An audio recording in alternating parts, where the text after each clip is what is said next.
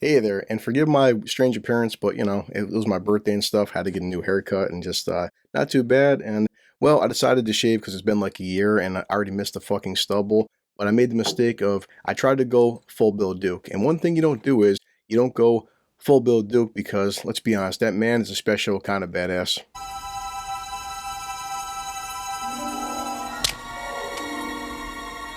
I cut the shit out of myself.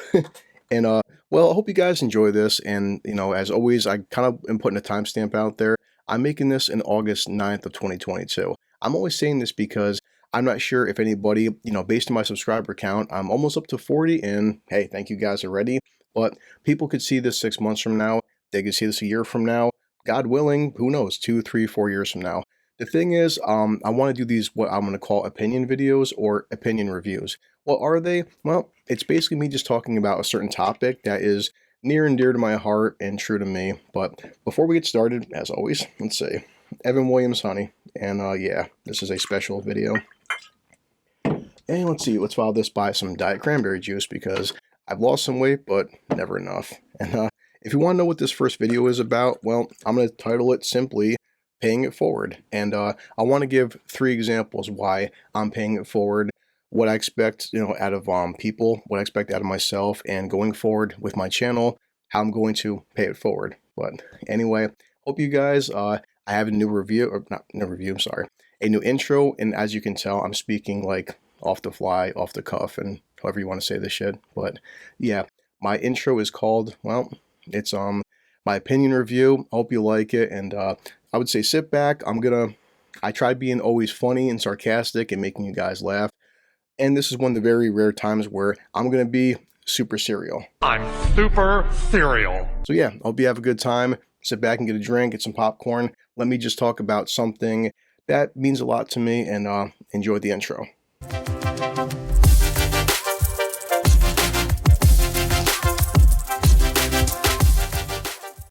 Wow, that's good Evan Cranberry juice. So why am I making this video for? Why am I calling it Pay It Forward? What is it about? Well, I gotta say that off the bat, it's no secret to anybody who is a fan of mine and who's like followed me and stuff and interacted with me. There's a certain drunken Scotsman douchebag that's on YouTube. The guy's got like 4 or 5 subscribers. Nothing big, nothing major, but he's got a channel out there. And this guy, you may have heard of him, but it's The Critical Drinker. He is one of my inspirations why I decided to do this for, because I like his comedy, I like the guy's insight, I like the way he tears stuff apart, or the way he praises things. Now, if there's a service out there called Patreon. You may have heard of it, you may have not. He has a Patreon account. I'm not the biggest fan of Patreon, much as like I'm not the biggest fan of Super Chats or like Twitch gaming and shit like that. But this Patreon, I never feel like for me, this is just, blindly giving a person money. There's a premise behind it. I do subscribe to The Drinker on Patreon. It's a couple bucks a month, and as much as my broke ass is, I can afford a couple bucks a month. But the thing is, I'm not giving him free money. There's a service behind that. As much as, you may pay for SiriusXM, or you may pay for like, Netflix or something.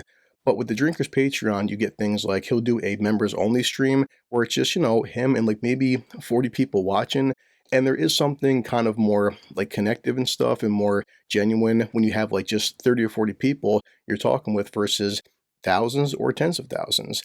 Also, he'll put stuff like, chapters from a book. He'll also put down like, his views on modern Hollywood and just very detailed like writing essays and stuff.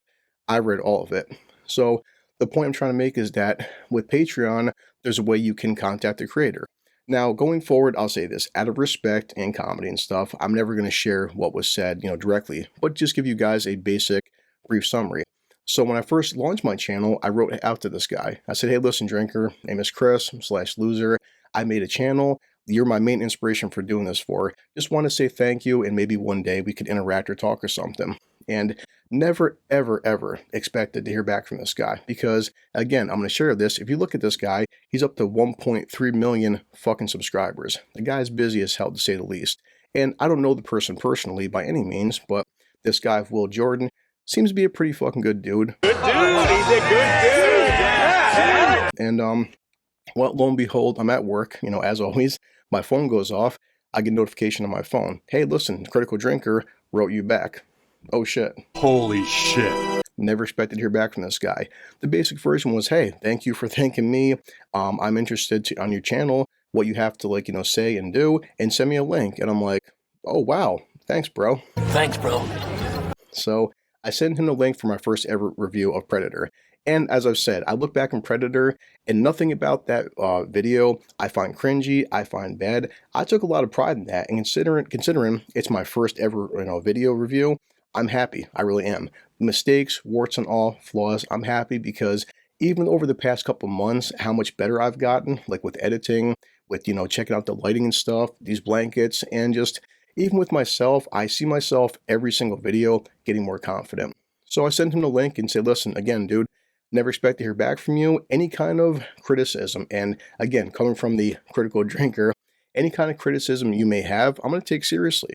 Because again, my view is this guy had like at one point 5 subscribers, Then one point he has 5,000, then 500,000, then 1 million. So if a person like this will give me any kind of criticism, I would take it pretty fucking serious. I am super duper serial. And well, have a drink.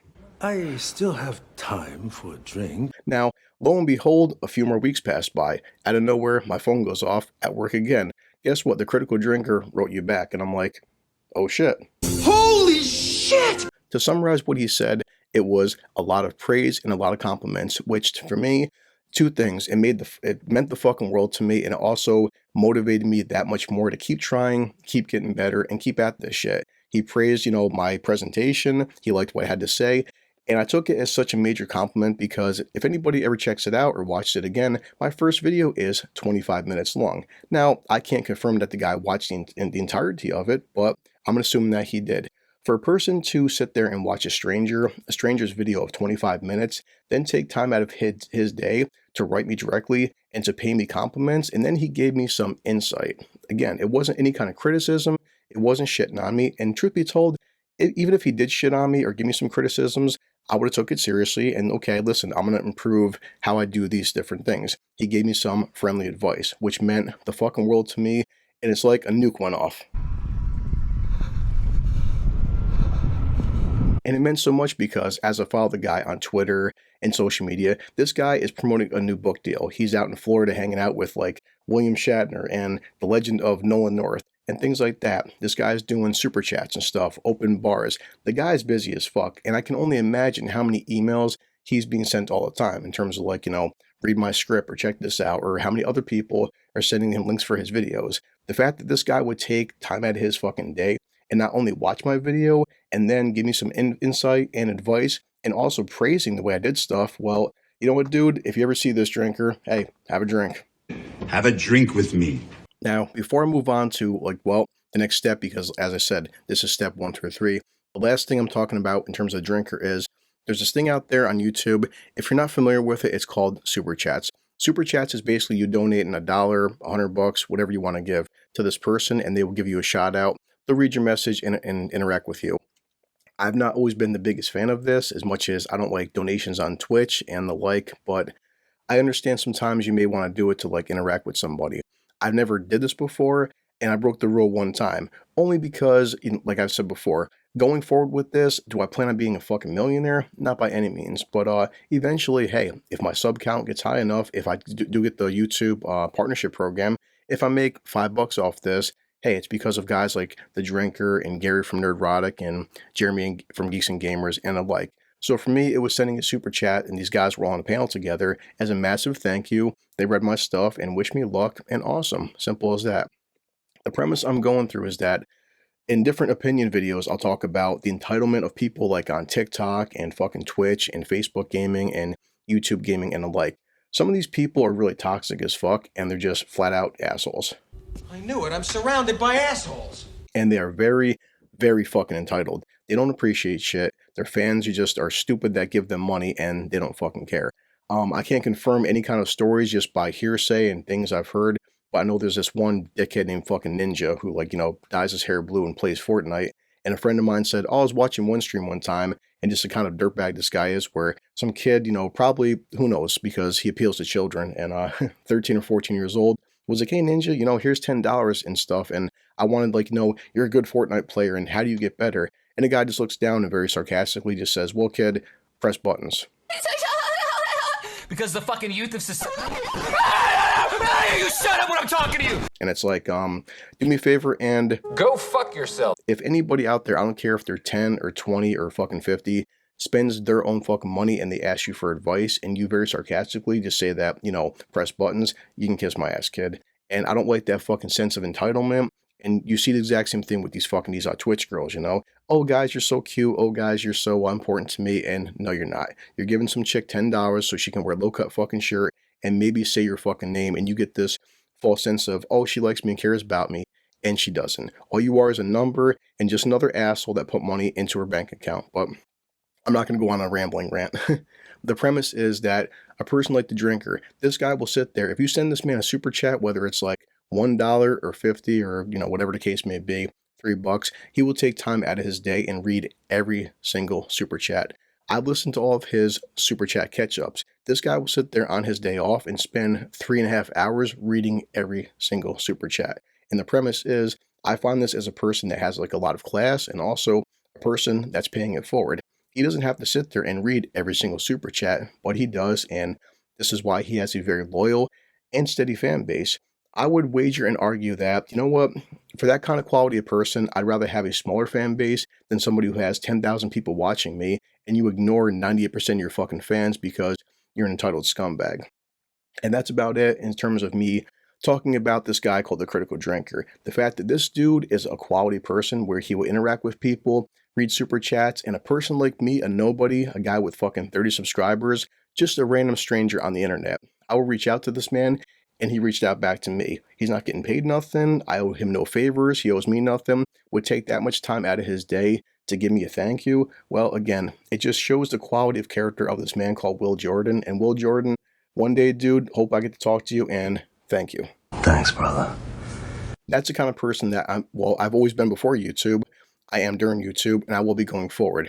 One day, who knows? I may hit 1,000 subscribers. I could hit 20,000. I'm not sure. If the time ever comes where, hey, look, hey, Chris/loser, I've been watching your channel for a year now. I love all your videos. I made my own channel. Thank you. You know, I started a channel because of what you do. And I have 5 subscribers. Would you mind some time looking at my video? By all accounts, send me an email when I get time, you know, because I'm always fucking busy. But when I get time, I will watch your stuff. I will give you a shout out. If it comes down to, hey, listen, you know, would you mind having me on a stream or something? Let's talk about Terminator for 2 hours. So let's talk about Predator 2 for 3 hours. Would you mind doing this? Because I only have 10 subscribers and you have like 20,000 and I could use the shout out and the accolades. No problem, bro. I will never ever, like this guy, the Critical Drinker, become too big to hang out with the fucking little guy. And plenty of people, and I'm sure if you ever watch this, you know it, there's plenty of people on these platforms, your TikTok, your fucking Facebook, your Twitch, or your YouTube, where it's like, shit, I got 1 million subscribers, you got, you know, 5 or 50, and why the fuck am I going to waste my time talking to you? That's a very arrogant and entitled way of looking at life, and you never get that bullshit from me. That's all I'm going to say about that situation, and right now, on to and going forward to step 2. Now it says step 2. Step 2 I want to talk about because, not in the same vein by any means, but a person like this guy, Gary from Nerdrotic. Anybody who knows me, and if you're watching this, a newer person, that there was a time where it's been a good decade, I went to prison. And shocker, yeah, I went to prison. I went to prison. What was it for? Did I hurt anybody? Did I do shit with younger people?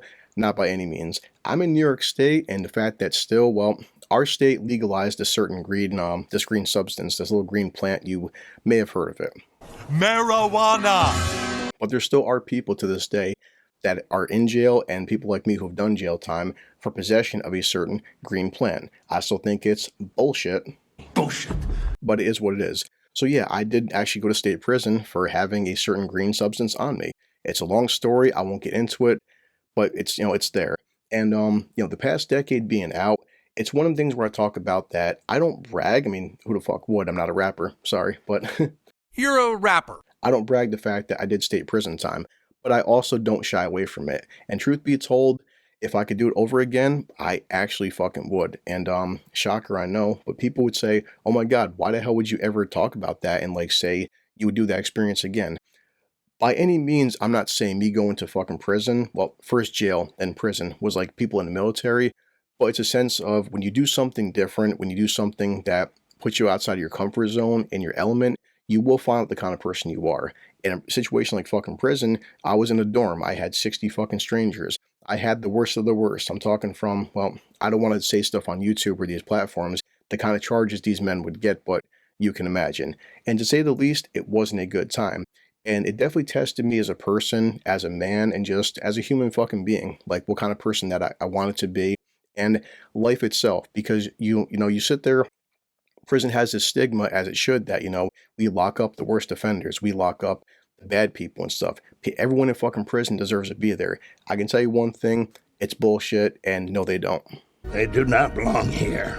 Much like myself, I was in there for this bullshit drug charge. And so before I go on to the next point, is just the fact that I learned a lot about myself and just like, race relations and gender stuff. And just, I could spend all day talking about the valuable life lessons that prison taught me and what kind of man I wanted to be, because it is a cliche and stuff, it is a stereotype about, some big 6'5" fucking dude making you his bitch. And guys, anybody knows me, I'm fucking 5'6", I'm about 210 right now.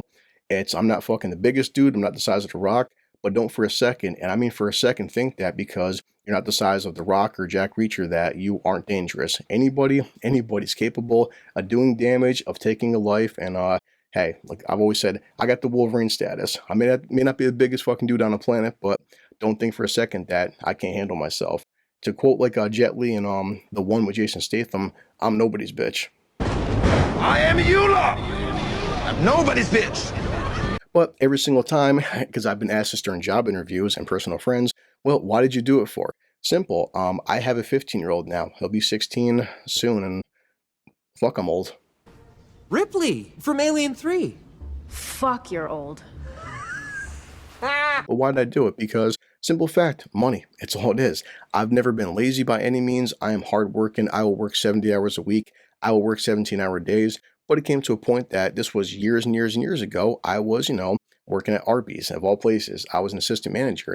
And I had a new girlfriend who got pregnant. And the simple version is money. Like there's been so many times in the past decade of my life where, God almighty, I was robbed. They get everything. like most people, I look at my paycheck. You look down, you see, 20 hours overtime. And you see all these 56 hours or 62-hour fucking work weeks. And you're like, this is my fucking paycheck after deductions and stuff. Oh my God. And it came down to, hey, buddy, here's a box. Okay, what's in this box? Oh, it's a green plant. Okay, no problem. What do you want me to do with it? Drop it off. Okay, what do you mean drop it off? Drop it off to somebody and they'll hand you money. And the short version is, I made money. And I'm talking about a lot of money. I'm talking about, no exaggeration, like I can make in 2 weeks dropping off a green plant what I make right now in a fucking year of working 60-hour weeks, and I'm not exaggerating. Maury, is the boy serious? The best feeling I could say going forward is that, man, it's just, how many of us watching this are blue-collar people, and you live paycheck to fucking paycheck. Gas prices are getting higher, food's going up and stuff, and just not knowing if, you can afford your next meal, not knowing if the rent or mortgage will be paid next month, and having this feeling of freedom of like, damn, I just paid the next year's rent. I just paid the next year's light bill. I just fucking bought diapers for the next 2 years of my kid. There's that feeling of freedom of just sitting home and you're like, okay, good. I'm not stressed out about, can I afford, to keep the cable on this month? And that's pretty much it with that. I'm not shying away from it. I'm not really proud of it in a sense, but it's not an excuse by any fucking means. It's just why I did it for. It's even from a working standpoint, why sit there and keep killing yourself for 5 hours a week and stuff when I just made, not exaggeration, $10,000 in cash. So that's it. And well, now I'm going to move on to stage 3 of my video. What the fuck is stage 3? When I was at Arby's, like many younger people and idiots, I started out, not exaggerating, at $5.60 an hour, and goddamn, but I was a crew member. After like a year and stuff, I became a shift supervisor. Went from $5.60 to a whole, hey, $6 an hour, great. Eventually, through hard work, coming in early and stuff, doing my chores and doing my duties as a shift supervisor, I became an assistant manager. Assistant manager, this was again about 13 years ago, was making $8 an hour. No good money by any means. Eventually, I could have became a store manager and then even a district manager. Why didn't I do it for? Because, well, number one, these guys get paid on salary. I don't believe in salary whatsoever. If I'm working 50 hours a week, you better give me 10 hours of fucking overtime. But also, even being 24 years old, I realized the fact that, damn, fast food and being a store manager of Arby's is not my destiny, and it's not my calling. I'm not going to do this shit. However, I am still friends to this day with my former store manager. Eventually, the location shut down, and we went on to do different things. We're still in contact to this day through Facebook, and I visit her and stuff. And, people would joke that she would do the schedule. Every single employee would jokingly, but also seriously, want me to work with them. And she's always like, why is everybody why does everybody want to be with you for? What makes Chris so special? And I always said, because whether you're a crew member making $6 an hour, a shift supervisor, or now even me being an assistant manager, I came into work and nothing, by any means that was like fancy, but had to wear a white shirt, had to have a tie. So many people hit management and like, okay, I'm an assistant manager now. I'm not going to drop fries anymore. I'm going to count the safe. I'm not going to scrub the pots and pans anymore. I'm going to do inventory. I'm mostly just going to watch you guys. I'm watching everybody else work.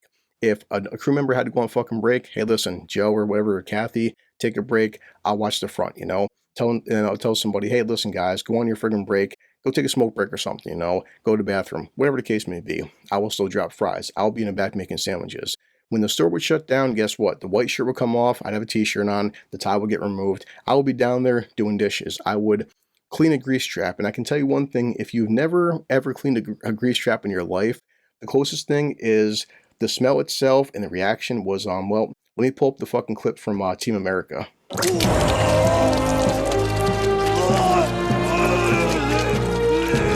The point being is that as an assistant manager, I was doing things I did not have to do. I was doing things that weren't expecting of me, but I still went above and beyond, because my philosophy is, whether you're a crew member or an assistant manager, whether you're making $5 an hour or $50 an hour, keep working hard and keep doing your duties. And in return, it wasn't the biggest accolade by any means, but what I did is I earned respect. I earned the respect of, the higher ups that were seeing this shit. I was earning the respect of my, the people under me, the shift supervisors and the crew members. And it was the premise that, listen, just because now I'm wearing a white shirt and you're still wearing like that, that beige crew shirt, I'm no better than you, okay? We're still fucking human. We still both, breathe air. We still poop and stuff and pee and eat food. And just because you're making $6 an hour and I'm making $8 an hour, I'm not better than you. I'm still fucking paying it forward. I'm still going to be a hard worker, and I'm not better than anybody. And that's my premise. And, that's all I can think about before, let's wrap this up. Okay, let's wrap this up. Finally, and I gotta say this as last because I didn't think about that. Anybody who knows me, who watches this, whether it's my sisters, my family, or my friends, I was the kind of person where if I made $10,000 in a week, no exaggeration, some weeks I'd spend $100 myself. The other $9,000 and some odd change would go to friends and family and people I cared about.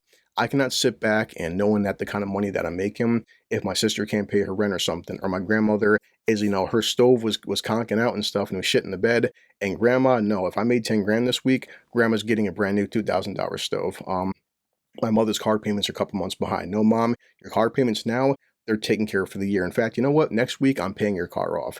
That's the kind of fucking person that I am. And that's why I said paying it forward. I'm always paying it forward. Even, and I gotta say this, just thinking about this now, being in fucking prison. Being in prison, I had state fines and stuff. I couldn't get any kind of packages. I couldn't get any kind of money in my account.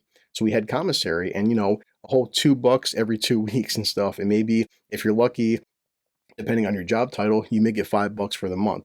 There would be some times where my commissary was a jar of peanut butter. That jar of peanut butter would have to last me 2 weeks. And to say the least, the prison food was not fucking fantastic. And I dropped, no exaggeration, 75 pounds going to prison.